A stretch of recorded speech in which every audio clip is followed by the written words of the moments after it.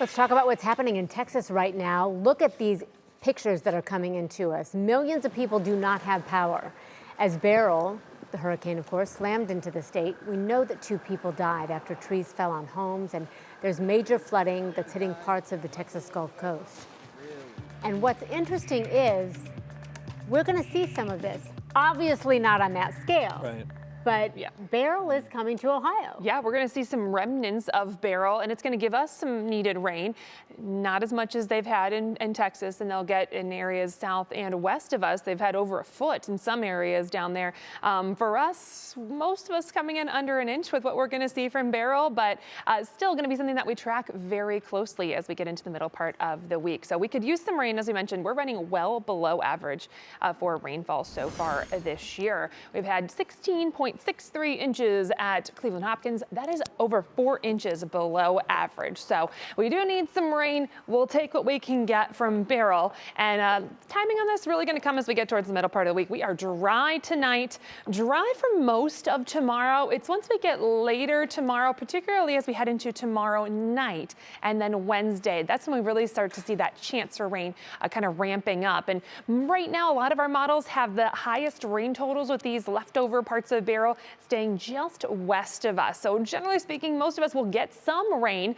Exactly how much remains to be seen. We'll have some pockets of heavier rain kind of mixed in as we go through Tuesday night into Wednesday. So where we get those pockets of heavier rain, better chance we get some of those totals close to and even over an inch.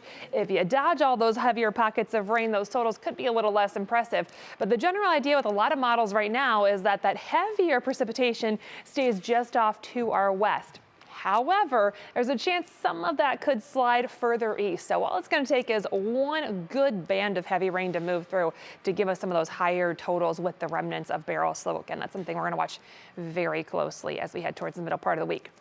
As we mentioned, Beryl made landfall eastern Texas earlier, so it's been moving across the far eastern part of Texas. So moving off towards the north, slightly northeast.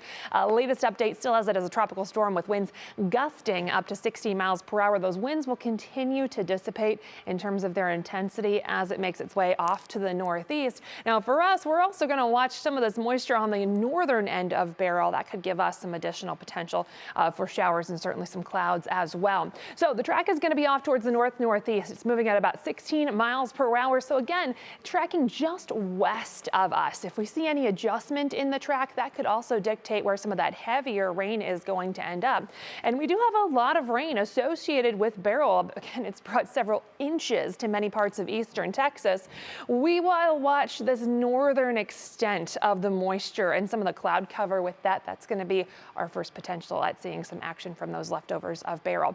For this evening, though, things look absolutely fantastic. Temperatures are in the 80s. We've got some nice quiet skies, some sunshine, just a little bit of cloud cover out there for the time being. 87 for Cleveland right now. Dew points just around 60 degrees. So even that humidity doesn't feel too bad out there. It is going to be a little more muggy and warm as we get into the overnight. Clouds will be increasing. Temperatures drop to about 70 degrees. We're not going to have much of a breeze out there for tonight.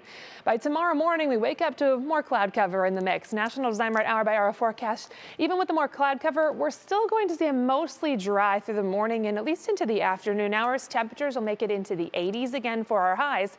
Once we get into the late afternoon and evening hours, we'll see the chance for a couple of spotty showers to start to move in. Definitely not a guarantee for rain, but better chances for rain will arrive as we get into Tuesday night heading into Wednesday. And again, we're going to watch for some of those pockets of heavier rain and exactly where those set up. Where we see the heavier rain, that's where we're going to have the heavier totals.